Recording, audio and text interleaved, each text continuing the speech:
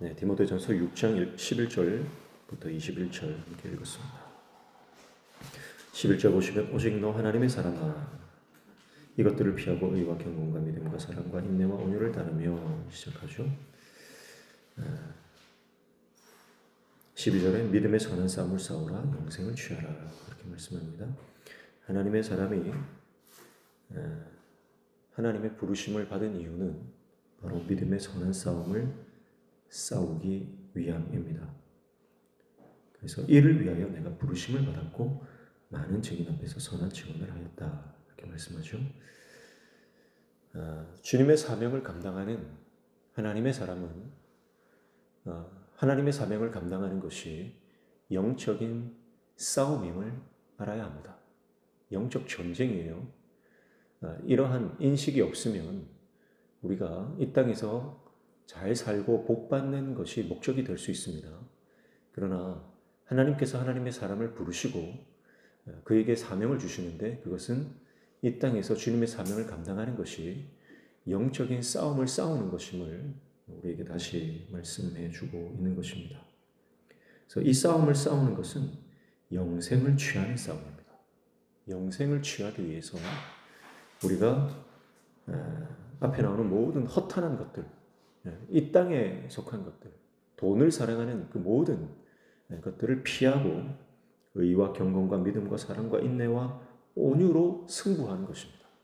그래서 우리가 사역을 하면 교회 주님의 우리가 일을 하다 보면요 반드시 인간적인 선택과 영적인 선택 기로에 놓이게 됩니다. 그래서 그때 우리는 영적인 것을 선택해야 됩니다. 인간적인 처세술이나 인간적인 방법으로 우리가 주님의 사명을 감당할 수가 없는 거예요. 그래서 이 싸움을 싸워야 하는데 언제까지냐? 14절에 우리 주 예수 그리스도께서 나타나실 때까지입니다. 주님 오실 때까지 싸움을 싸우라는 겁니다. 디모데에게 목회하는 것, 이건 싸움이다. 전쟁이다.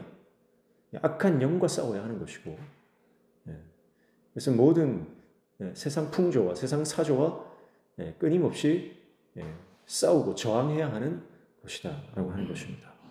그래서 주님이 다시 오실 때까지 15절에 보면 기약이 이르면 그랬습니다. 그래서 반드시 오신다는 거예요. 기약 없는 이별이 아닙니다. 주님이 다시 오신다는 것은 기약 없는 약속이 아닙니다. 반드시 그 약속이 이루어지는 것입니다. 그래서 하나님의 약속, 성취를 기대하고 바라보며 지금 내 현실 때문에 흔들리는 것이 아니라 다시 오실 주님의 그 미래적 사건을 현재의 사건으로 끌어와서 반드시 이것이 나의 현실에 이루어진다는 것을 믿음으로 지금 선한 싸움을, 영적인 싸움을 싸워나가야 한다. 그렇게 말씀하고 있는 것입니다. 사랑하는 성도 여러분, 믿음은요 영적인 전쟁입니다. 우리 가정과 교회 안에도 끊임없이 영적인 싸움이 일어나는데 주님의 사명을 이 영적인 싸움에서 승리하여 주님의 사명을 잘 감당하는 저와 여러분 되시기를 축복합니다. 그리고 17절부터는 부유한 자들에 대한 명령을 하고 있습니다. 17절에 내가 이 세대에서 부한 자들을 명하여 마음을 높이지 말고 정함이 없는 재물에 소망을 두지 말고 오직 우리에게 모든 것을 후히 주사 누리게 하시는 하나님께 두며 그랬습니다. 자, 교회 안에는 가난한 자도 있고 부한 자도 있습니다.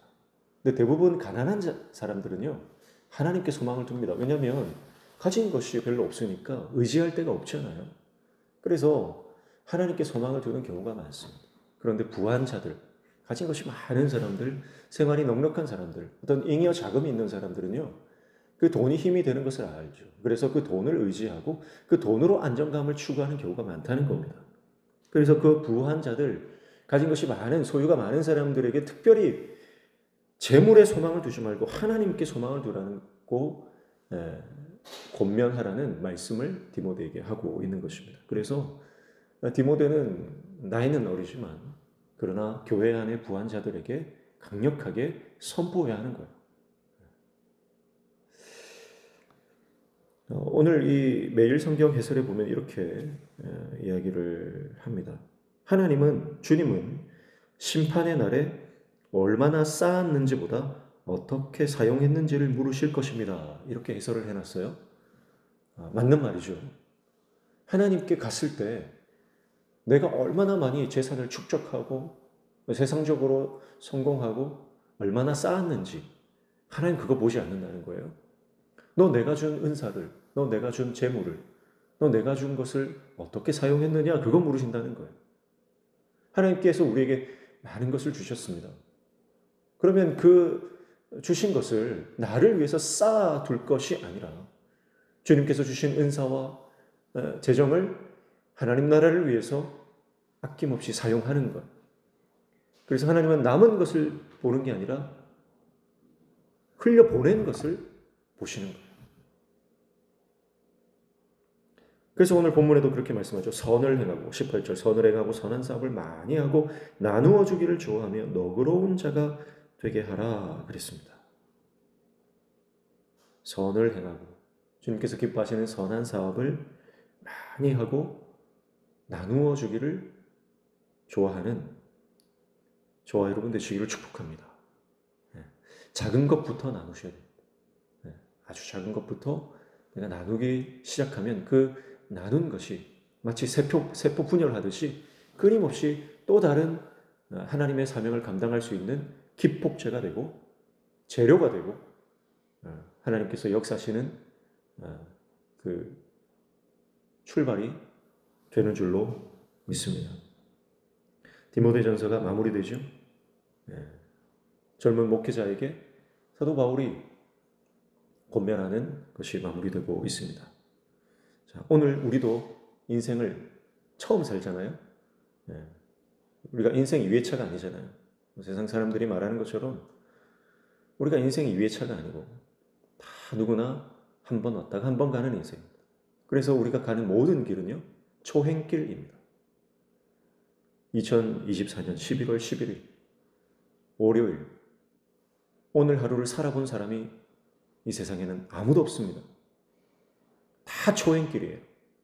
어디로 가야 될지 모르는 낯선 길입니다. 그러나 주님이 우리와 함께 하시고 주님이 우리에게 말씀해 주시니 우리는 이 낯선 길도 담대히 나아갈 수 있는 것입니다. 오늘 그 주님과 동행하시길 축복합니다. 그래서 그 주님과 동행하며 말씀 따라가면 우리가 어디를 가든지 어떤 시간에 머물든지 주님의 영광을 위해서 하나님의 선한 사업을 감당하며 나누어주고 생명을 살리는 목회적 삶, 선교적 삶을 우리가 살아가게 되는 줄로 믿습니다. 오늘 그런 삶을 살아가는 하나님의 영광을 경험하는 저와 여러분 되시기를 주님의 이름으로 축복합니다. 하나님 아버지, 마지막 주님 오시는 그날까지 믿음의 선한 싸움을 싸우고 영생을 취하는 하나님의 종 되게 도와 주시옵소서. 오늘도 주님 말씀 붙잡고 기도할 때 우리의 기도에 응답하여 주시며 예수님 그 성품 닮아가는 은혜를 허락하여 주옵소서. 예수님의 이름으로 기도하옵나이다. 아멘.